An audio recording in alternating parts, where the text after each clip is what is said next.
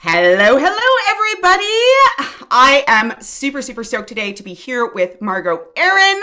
Margo, I am so excited to learn from you. Honestly, just to talk to you and explore and get deeper into your brain. So, welcome to the show. Thank you for having me. I'm thrilled to be here too. Yay. Awesome. Okay, so today we are going to be talking primarily about ethical marketing. But before we get too deep into that topic, I'm curious. Margo, what would you say your superpower in this life is?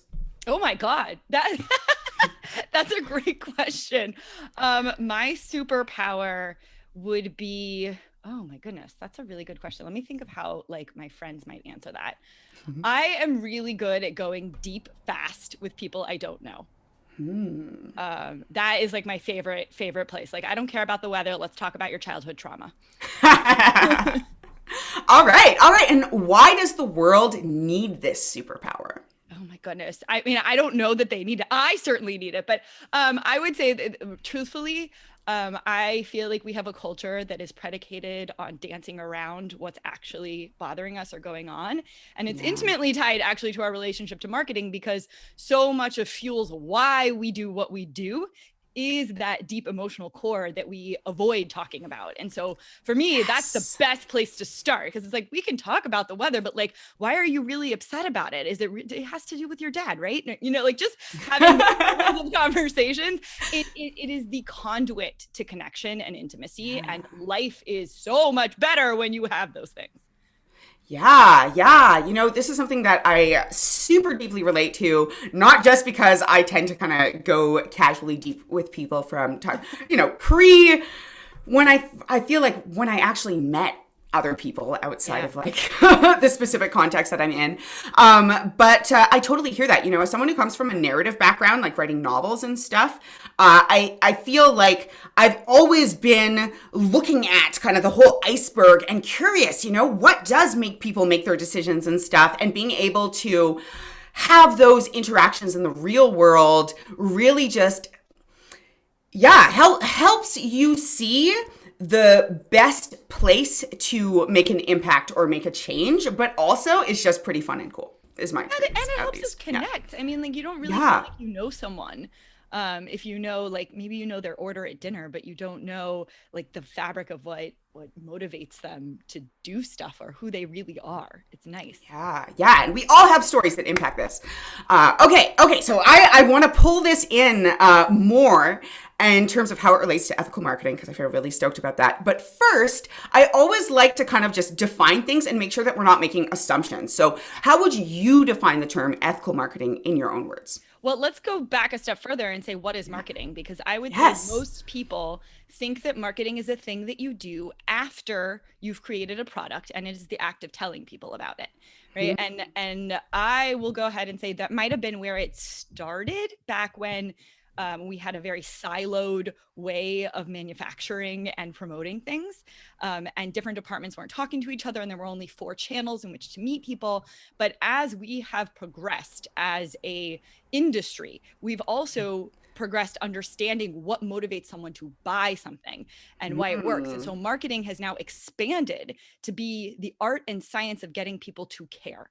How do you get yes. someone to care enough about the thing that you have to actually put down money and buy and become a loyal fan or a follower or someone who trusts you? And so it's so much more than simply letting them know the thing exists. That's part of it, but that is now, I would say, one of 100 different roles marketing can play. And I would actually argue that marketing doesn't even need to be a separate category. It is part of the growth team, which includes things like customer Mm, service, which includes things like manufacturing, which includes sales, and we're all sort of on the same team. So I want to start with this conception of marketing being a way of getting people to care about the widget that you have. yeah. Um, and then from that vantage point, I think the phrase ethical marketing should be redundant because if what you're doing to get people to care is inherently deceptive, then we have a problem because you're not actually engendering caring, are you? You are engendering, you're starting on a false construct. Yeah. Yeah. So I want to unpack this a little bit because I just think that there's so much gold there. And realistically, I realize now I probably should have been taking notes on some of the things you were saying. But I was so good. I was like, yes, yes. Okay. So what I'm hearing from you, I just want to repeat back to you what I'm saying and just correct me if I'm off to make sure that I'm understanding this. So, as our understanding of marketing has evolved. So before we were like, okay, cool, we have this thing, we need to get in front of people, we have limited ways to do that, we need to kind of bridge that gap. Yep. What I'm hearing is that as we've learned more, the bridge between kind of marketing as a general concept and as it existed in the past, and the ethics of ethics in the sense of, let's say, not manipulating people or going in with negative intention, let's say, going in a way that like is in line with your values, that kind of gap has disappeared because the best way, what I'm hearing is that these days, the best way to get someone to care about your product and your thing is not to kind of manufacture that because that is weak ultimately. It is to actually understand and connect with who these people are, what their stories are, what their kind of emotional landscape is, and connect them with something that can genuinely make an impact. Because that way you're not manufacturing care, you're basically harnessing it and directing the flow. Exactly. Okay. I think the question I get asked the most is like, how do I get people to care? How do I make them want to buy this? And my answer is really simple. You can't. You can't. If anyone who has a teenager knows, you cannot make people do things they don't want to do. What you can do is find out what they already are, plug what you have into that conversation. Yeah. So to kind of just unpack this a little bit more, the idea that most of us have in our head around kind of marketing and what that looks like, what I'm hearing is that those original people with the original concept of marketing, the same was so true then that you couldn't manufacture care, that essentially on a huge level, these companies that had a lot of power had to change our very perceptions of ourselves and our needs in order to connect us with it. This is me going back to kind of like 90s, like toys, body image stuff, media, kind of what a lot of people consider to be marketing, like outside. Yeah. Even before then, I mean, we have to looking at the context is really important because it's not to say that there was less technique involved, but there was a point in industrialization where me telling you my thing existed was enough to encourage you to buy it. Now that we have a cluttered landscape where there are so many things and we have really a consumer driven one, right? You have more demand than stuff that there's transparency. Like I can Google, I have a million options at my disposal. Now you really have to make the case as to why I should care. It's a different landscape. It's not enough just to say a new thing was invented, right? And now it's going to simplify your life in this way. It doesn't work like that anymore. So it's not that the technique is more advanced, it's that we know more and there are more, the decision architecture is different of how we come to buy something.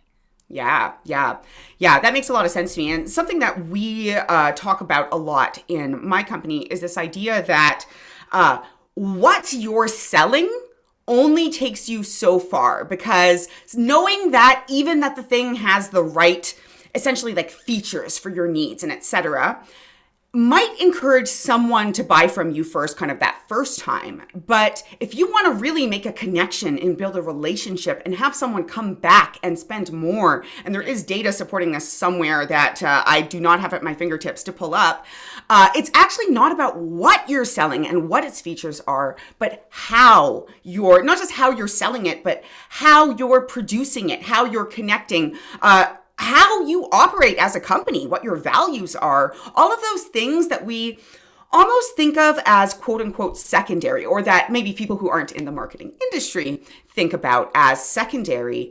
But it all comes back to kind of where you open this conversation, which is that idea of connection and story is what I'm hearing. That's right. Awesome.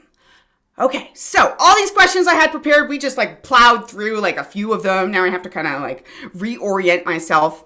Okay, so for those of us who are in the marketing world and who understand this, which is I think most of our listeners, right? Like this isn't news to us, just maybe a different way of conceiving it that might also help people navigate imposter syndrome and all this other stuff. But as someone who lives physically in a world, remote team, remote everything that is so disconnected from this and is still thinking of marketing as coercive.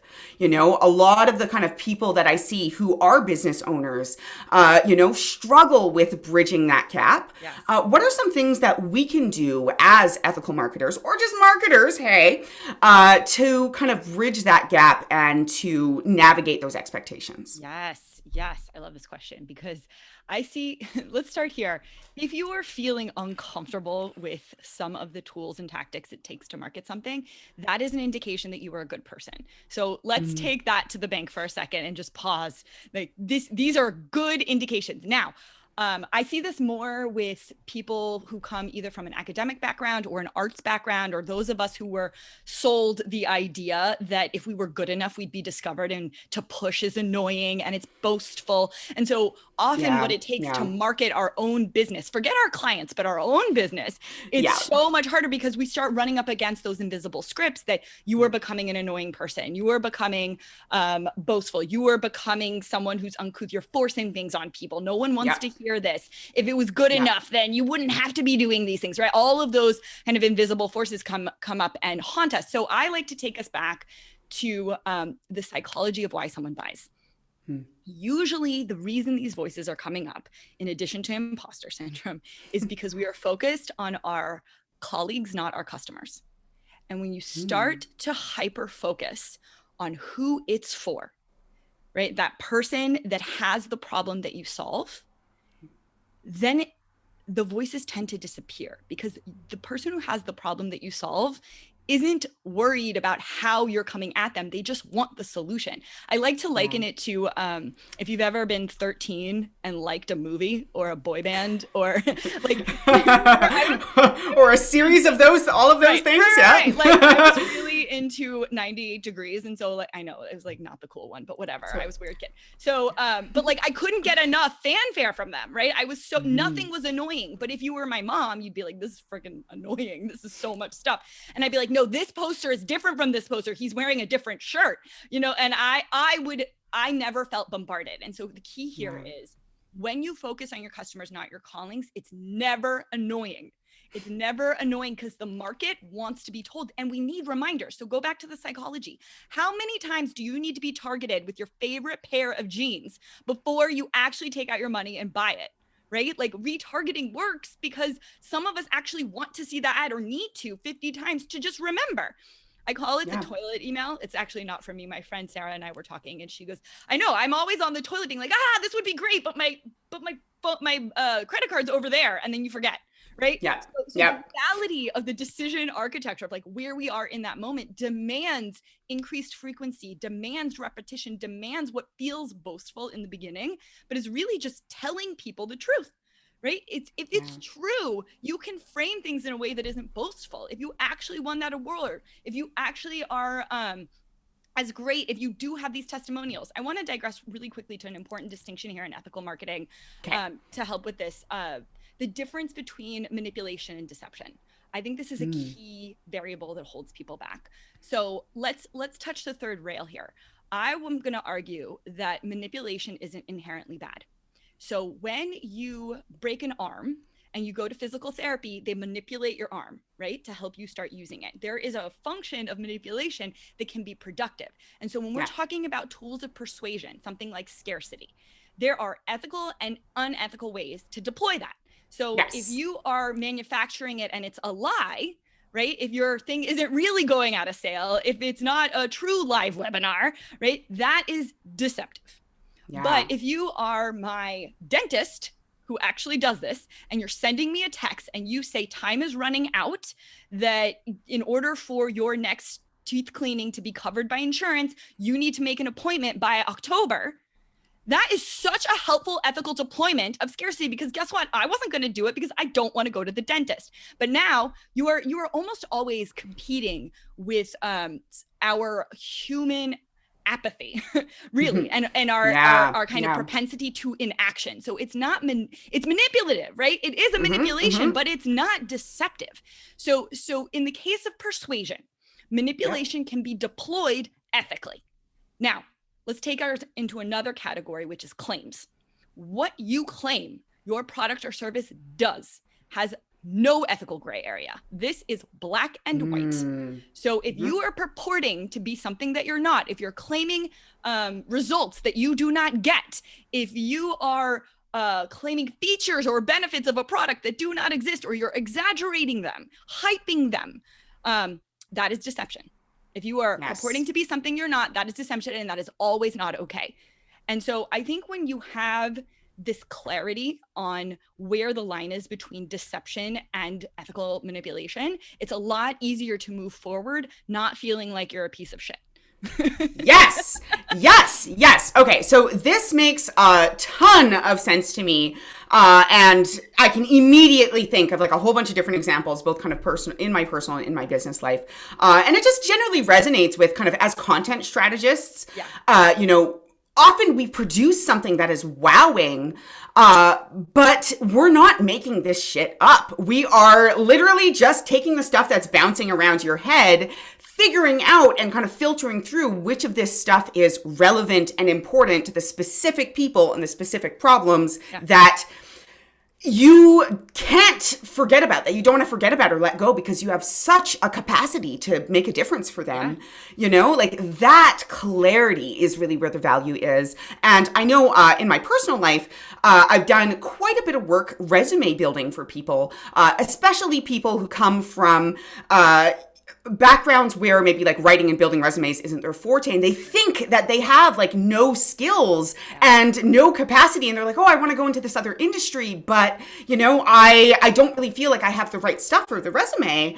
And I had gone through and worked through it with them and showed it to them. They've been like, whoa, is this me? I'm like, let's go through line by line and see if there's anything that you feel confident, not just that isn't true, but that you don't feel confident asserting as truth. Because all this is doing is bridging you to that conversation. And the power of building that resume isn't just having the piece of paper to get to that interview.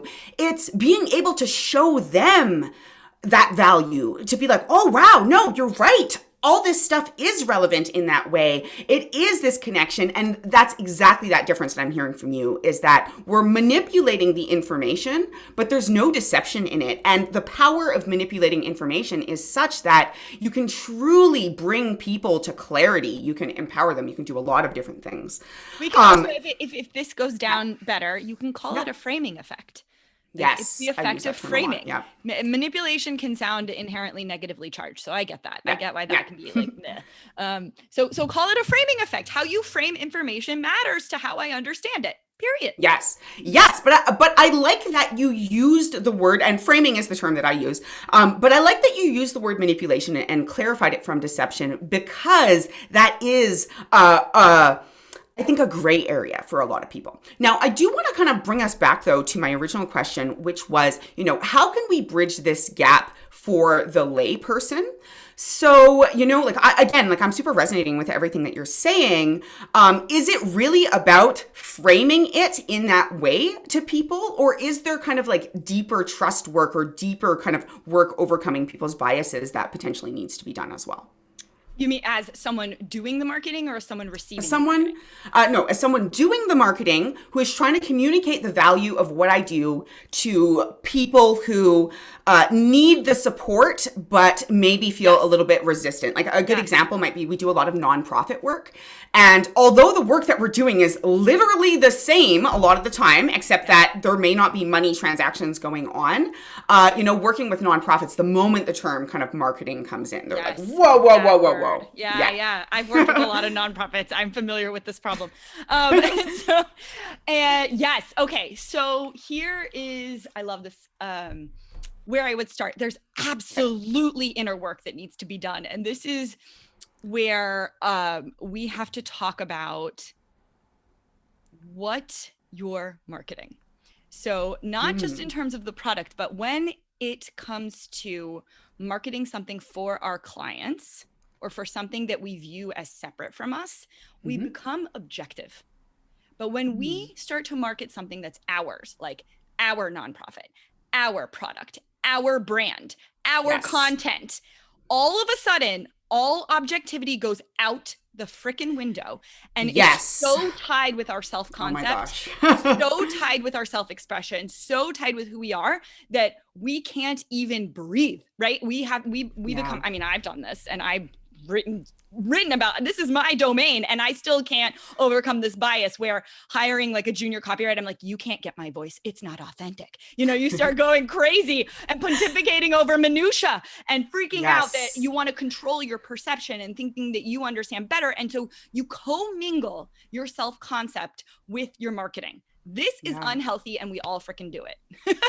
And so, I feel called out right now, but in the best way. Keep going. What we need is that distance between the thing we're promoting and our identity. This is why asking someone to write their own about page when it's their business or their company sends them into an existential crisis. I mean, I cannot tell you the number of clients that I've worked with who are like, but I love family and I want to save the whales. And I'm like, you sell recipes. Like, this is not, but they need to know. You ask me who I am and what my why is. And this is why I really caution people against taking Simon Sinek's advice too early when they say start with why, because why really matters at a later stage of your business. In the beginning, when you start asking yourself, what's my why, you go into an existential spiral because you have so many whys. And so your why for why you started a business might be different from your why for how you parent or how you want to show up in your relationship or what you want to do with your free time. Like, there are so many different ways in which we self-actualize that don't need to be projected into our business. But because we've commingled these things, we lose that objectivity. And so to answer your question, in order to be objective about this, we have to create a buffer. We have to, I call it like brandify. My friend Michelle calls it widgetifying, like widgetize your product and service. So you can take a step back and go, okay, this isn't like, when I look at my about page, it's not Margo, who I am in my entirety, right? And that's, it's Margo, the brand. And that's not inauthentic. So let's go on a riff on what inauthentic is, because people get really torn up about this, especially ethical people who have strong moral backbones, which I want you to continue to have because the world needs it. Right? Yes. So that feeling that you are somehow presenting not every single version yourself is a complete misunderstanding of what vulnerability and inappropriate disclosure are. So we have to be vulnerable in order to lead, right? You need to show a bit of yourself. You need to not be afraid to be seen. But that doesn't mean I have to show you all of me. So if you it means you have to have boundaries. So if you hire me to speak and I am not in the mood, right? I am not being authentic by showing up and standing on stage, or sorry, I'm being authentic if I stand up and show up on stage and I'm like, I don't feel like doing this today. I know you paid me, but my authentic self is like annoyed and peeved and, like that is not, that is inappropriate and it is not professional. And so we have kind of, again, commingled these ideas. So being professional is being vulnerable with boundaries. It means not inappropriately disclosing information. It means knowing what you share and what you don't share and what you stand for and it's okay to be strategic. Like, that doesn't lessen your connection with the audience. See, if you're worried about being too superficial, this is not your problem. It just isn't, because people who do bro marketing and who are worried about being, and who are superficial are not having this conversation with themselves, period. They're just not. Yes. Yes. So what I'm taking from this is, I'm just going to kind of connect this to some of the earlier concepts that we were talking about, is that telling your story. I'm going to connect this to the idea of telling your story, because this is something else I think that we hear a lot in the kind of the copywriting and marketing world, that as literally a person who from the time they were a kid wanted to be a storyteller and write stories and then ended up as a marketer, it took me 5 years of business to understand what using the power of story really means. And I think it's very deeply tied to this concept that you're talking about, which is also the kind of like authenticity piece and stuff, because when we tell a story in market, actually let's back up a little bit and let's talk about a novel or a story in general. So whether it's nonfiction or fiction, within a story, if you're writing a story, even if it's for just pure enjoyment and pleasure, it still needs to be written strategically, because if you're giving people like massive amounts of information that just isn't relevant to that storyline, then at best, it's going to be kind of boring and like long, but at worst, you run the risk of losing people, The plot. Yeah. losing the plot, losing the meaning of what you're trying to say. Like there's people listening, I don't know whether you watch the show The Good Place, but there's an episode of The Good Place in the third or fourth season where one of the characters writes a book, and the kind of joke is that he is kind of he tries to put too much in the book, and the content itself is like super super cringy. But at one point they're like, oh, it's a mystery, but we know who did it in 10 pages. And he's like, oh yeah, I wrote such a good book because you know who did it in 10 pages. And everyone else is like, the book is 1,000 pages long, like what's kind of keeping us going? And it's obvious to everyone watching the show at that time, that kind of ruins the story for people. Yeah. But we tend to think of like writing and expressing ourselves as this huge open-ended art form. And I have done some ranting and writing about how, writing and copywriting is not actually art, although it has some artistic elements. The fact is that the same goes when you're telling your story or you're telling a client's story, is that doesn't mean that you're saying everything that happened in this person's life or even just every element of their personal growth or development towards achieving something or your business's growth and development. It means that there are certain patterns and elements in the idea of story that we deeply relate to and that we understand, and that it can be a language to communicate. Now, again, just like you said, the person who's getting up on stage and being like, oh God, I don't really want to be here, and the person who's telling their whole business history in their copy are both being authentic. But the marriage of being authentic and being effective is in understanding which of those pieces to pull that will touch people in the parts that they understand and relate to. It's a tool to help people relate, yes. But not intrinsically. The way you kind of hear about it, right? Not just like, oh, you write a story, great, people are going to relate to it and come to your thing. It's understanding the building blocks of it so that you can represent those building blocks in an authentic and relevant way. And that was a little bit of a rant. No, I love it. I think you make a really good point about how we dilute the potency of what yes, story that's is to be. Really succinct way of putting it. Yeah, we dilute the potency.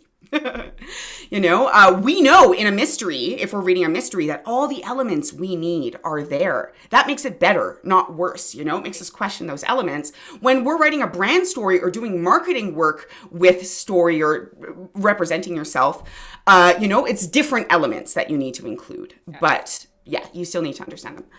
Okay, I took us off in a little direction. Oh, I love it. But before we start to wind down, because holy crap, has time passed quickly already. I just want to dig into this idea of not so much the kind of how we approach it, because it's that same thing. It's not the what, it's the how that we've been talking about, but the power of what we're doing, because I think that that's a part of the equation that is coming more and more to the forefront and needs to come more and more to the forefront. So not just ethical marketing, but the power of ethical marketing. So we at Anansi, we believe that it's important to be a marketer and to do it well and to be able to harness these skills, because it's not easy. Because as people who want to change the world in a positive way, this is a really, really powerful tool to do it. Now, we believe that it's a powerful tool because we can connect people to the info and services and products that really empower them, inform them, allow them to kind of access their full potential. Now, I'm curious your perspective. I'm curious whether kind of you agree or whether you see something different or whether you see something bigger. Like in your perspective, why is marketing not just powerful, but important? Okay, so I fully agree, full disclosure, but I'll share a story from how I sort of accidentally ended up in marketing. I started my career in mental health. And I was answering the phones and doing screenings and was a research assistant in a lab for depression and anxiety disorders. And one of my jobs, they didn't call it marketing. They called it attracting, what did they call it? Interviewing and getting patients into the study, basically. Mm-hmm. That is marketing. I was putting up flyers, I was taking out ads, and I can tell you with full certainty, if I knew then what I knew now, we could have saved more lives. And the types of ads that I was placing up, number one, you were talking about the how. They were printed, they were placed in high foot traffic areas like a coffee shop or basically anything that had a board that I could put something on. This was like 15, 16 years ago. So, but I didn't pause for a moment to go, okay, if I have depression and I knew all the symptoms of depression, I knew everything that qualified someone, would I be going to a coffee shop? Step one. Number two, if I was in said coffee shop, would I walk up to a poster that says, do you have depression? In like big block letters. Yeah. Complete naivete around the circumstances of the actual person on the other side of this exchange. Now, on top of that, let's talk about the copy, because I think that's the most important part, which is what sort of catapulted me into copywriting was the posters we put up were so patronizing, so condescending. I mean, there were statistically, most of the people listening and probably us have all experienced depression. I know I have. And so I can tell you with 100% certainty, not one of you has ever gone, goodness gracious, I feel sad and blue today, and then thought of a butterfly, right? Never in your life. You go, oh, I don't want to move. I'm tired, or like, stop. I just want to watch TV today. Or like the way we actually talk when we're in a place where we don't feel okay is not the language that I was meeting people with. The language I was meeting them with was patronizing. It was clinical. It was pushing people away. So the fact that we even got anyone in the study is a goddamn miracle. But like the point is, these tools that you asked about can be deployed with such care and such empathy and such compassion that you can actually penetrate deeper to reach people who need help and don't even know they need it. Like it is an opportunity through the visual medium and through language and through story and through all of these array of magical tools that aren't magic, right? to penetrate deeper into someone's psyche and say, I see you. You are not alone, right? You are not the only one experiencing this. And guess what? There's a name for the thing that you're going through, right? And that, I think, is the biggest underutilized power in marketing. Yes. And I'm so glad that you brought this up because not only have I like directly worked on kind of these types of projects, but I think it's important, like we've talked a little bit about this idea of kind of facing resistance, and that in order to I know we both kind of like ranted excitedly, but kind of what that distilled down to is in order for you to overcome that resistance, you need to really like believe yourself in what you do and its ability to help. And that I perceive as kind of the first barrier, a barrier that we come up against a lot, which I think is actually super relevant for a lot of our listeners here, because you can help bridge this gap, is that as copywriters and as business owners and as people running nonprofits and as people on that side, the service provider side, it's very uncomfortable to let go of the way that kind of traditional way that you're talking about. Like, do you have depression or something like that?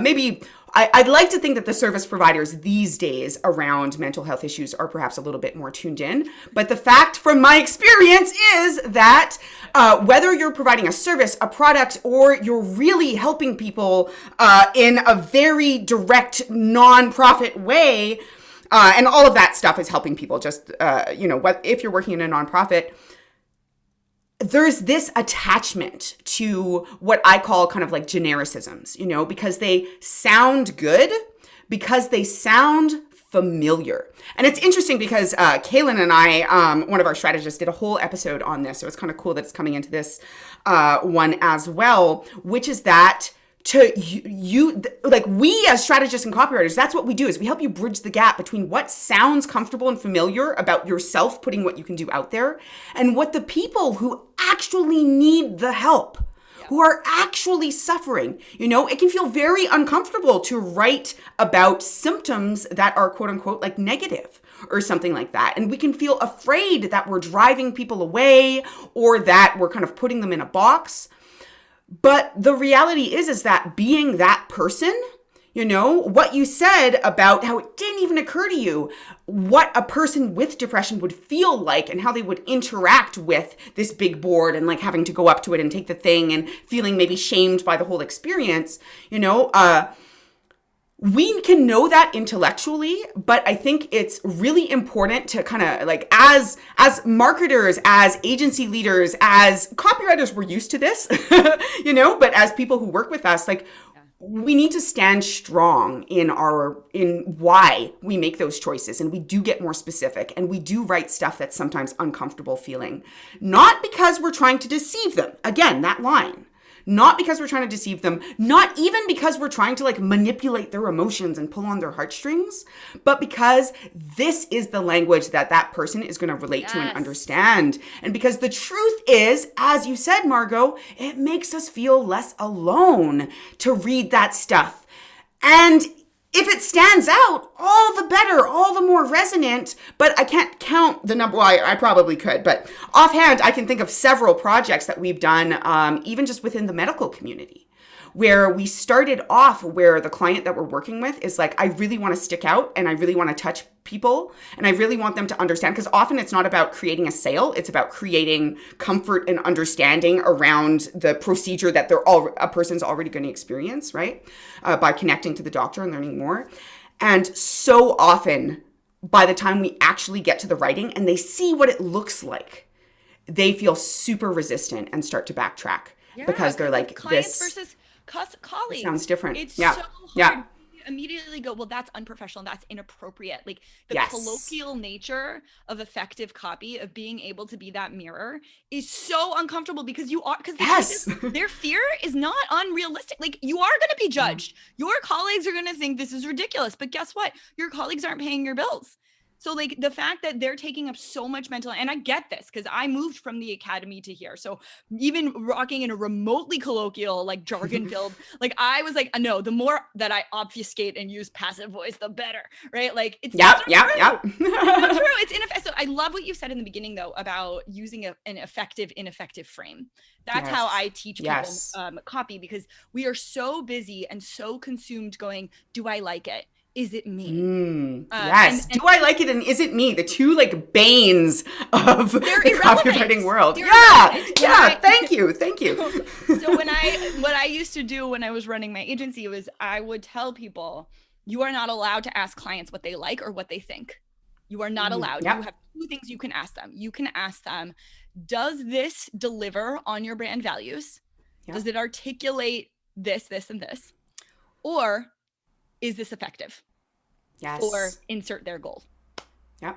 Because whether you like it or not is irrelevant, because we're not doing self-expression, right? That's the difference. And then that's why I kind of like the way you said it's not art. Because if it is self-expression, if it is your baby, then it's a different category entirely, because it doesn't need to work, right? Like, right. That's it. It's like your science can be artistic. But this is a science that can be artistic, but is not art with a touch of science, because art is meant to, my opinion, different conversation now, but art is meant to make you feel something and potentially make you think something. But I would argue that art often kind of challenges you in what you think and feel to just exist and experience without necessarily like a huge purpose. Now, sometimes art does have a purpose and stuff. I don't want to get too here. into Let's make. I like this because it's about action.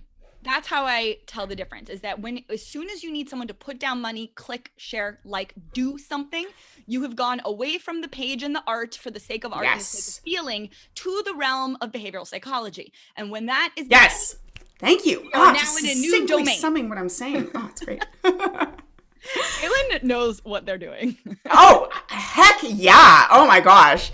Yeah, like I something that you said in your about is how hard it is to get people to do stuff that's in their own best interest. How you started out in mental health, but realized how hard it is to get people to do stuff that's in their best interest. That's how I feel about the nonprofit world and stuff. Like both internally in terms of the people delivering the services and the people that we're actually reaching out to, and it's so, I think that is the gap that marketing fills, but it doesn't work if you're just kind of leaving it open-ended. Like you said, behavioral science, behavioral psychology, like this is where the power is.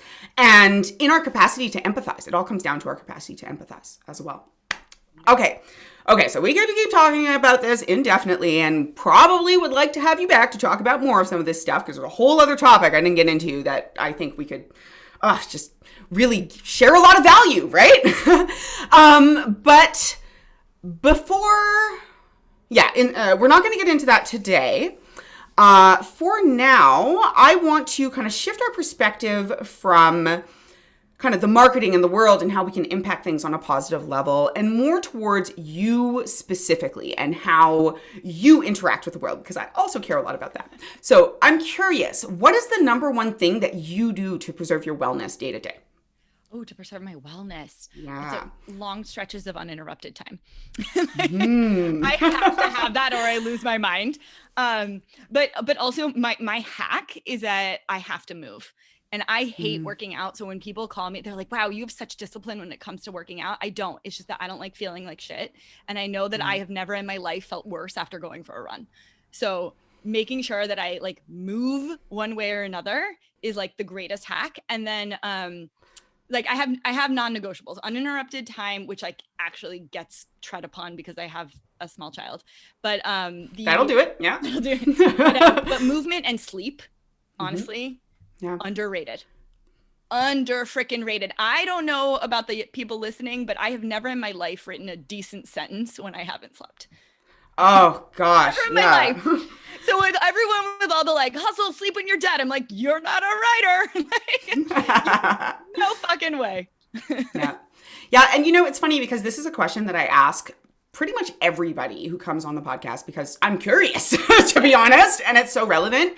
And those three things that you said, like movement, sleep, and like uninterrupted time, are probably cover 80 to 90% of what the answers are in various ways. And I think that's really cool. I think that there's wisdom in that, like I hear it said so often, we don't need more knowledge. We just need to take action on the knowledge that we have.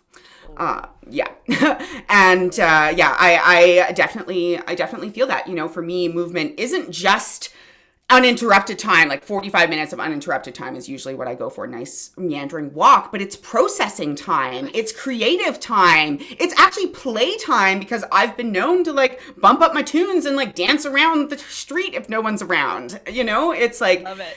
Yeah, you can stack a lot of things with those three powerful things. And didn't sleep well for like the 2 years. So sleep is important. Sleep is important, but not always easy. Okay. Oh yeah, it was like a project almost I was working on for a long time, but it's been a few months of solid sleep now, and it makes a huge difference. Mazel. Okay, so what is the thing that when you wake up and you really you're thinking like, oh God, not today? How do you push through? So first I check in and I go, is this something that I'm pushing through out of ego and like a need to like, is this an unhealthy pushing? Or is it a suck it up, do the work? You agreed, follow through on your commitments.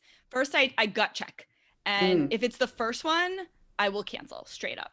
I will cancel and I will say I overloaded myself. Like I have learned the hard way where to have boundaries and some things are just not important. But if it's a commitment I've made and I don't feel like it, or I'm tired, or I haven't slept, or there's trauma, or there's like, insert all the reasons why we feel like shit some days. I tell myself that I can do it. And I tell myself, do what you can. And like, keep going, keep trying. And I have a pretty strong writing ethic where I don't promise the writing will be good. I just promise that I will write. And so I try and use that frame into anything I don't want to do or don't feel compelled or motivated to do. I just say one foot after the other, write one word, then another word, then another word, film it again, edit it. Okay, you said it's fine. Like, just keep trying, because like you said, like getting into that action oriented space almost always knocks you out of it. But in the days that it doesn't and it's just bad, I film something bad and I live. Like, I just remind myself that I've got to make it. I have to take the stakes down. You know, we're talking about marketing, y'all. I'm not actually a neuroscientist. Like I'm not a surgeon. Like, I have friends who are literally dealing with life and death. And the amount of times that I feel like I am, like, no one's going to die if something doesn't hit the deadline or isn't at the quality. Now, I want quality to be high and I don't believe in cutting corners, but if real life happens and you record something and it's not the best, you will survive and your audience probably won't notice. So, you know, like, just. Yeah. I'm here. Done is the new perfect. Yeah. Awesome. Thank you for sharing. I love that. And I love that you said, you know, that you're not afraid to cancel if you're checking in. Like, I have had a lot going on just the last few months in particular. I don't subscribe to the cult of busy, but the last few weeks / months, because we're at the end of February now. Oh my gosh. My life has objectively just been super busy. And, you know, I have other people's roles to cover because of life stuff happening. It happens. But week to week, I found that if I look at my schedule, the week before in my head, I was telling myself that every single thing was kind of essential. But it is true. There is stuff that seemed essential because of my head trash or because of my perception or because of all this other stuff versus stuff that is like literally, okay, if I don't do this, there's going to be a problem. I've committed to this. You know, like, I have a live training tomorrow. In retrospect, doing a day of podcast and maybe a live training the next day when I'm so overwhelmed, you know, I can do better next time in terms of scheduling that. But the reality is that I'm still going to show up and deliver that thing, even if it's not perfect. That's right. Yeah. Thank you. All right. And do you have any last words of wisdom that you want someone listening to this right now to walk away with and absorb? Yes.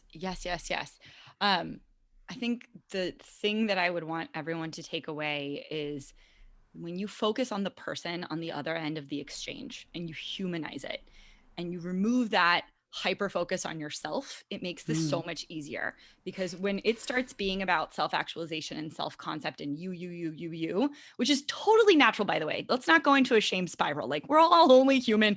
We want to be seen. We want to be heard. Like, that's awesome. But we also all have a lot of head trash going on. That's right.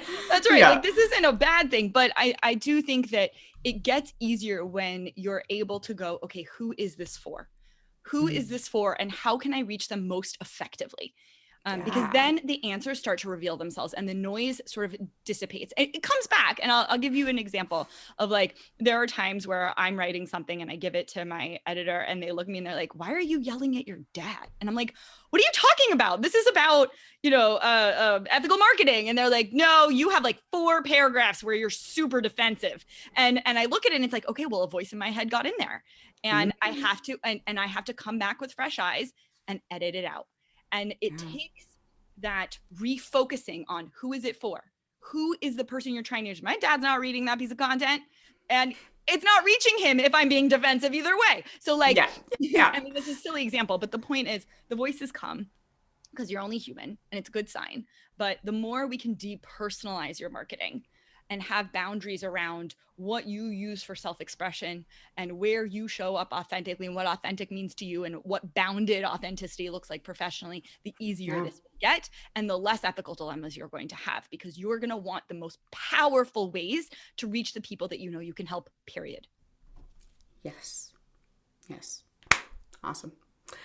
I'm not going to add anything to that. Why don't we just wind down, Margo? Why don't you tell the audience, if people are as stoked as I am on this conversation and as you as a human, where can they find out more about you and potentially check out, you know, what you have for the world or for them? I live at thatseemsimportant.com. Get on my email list.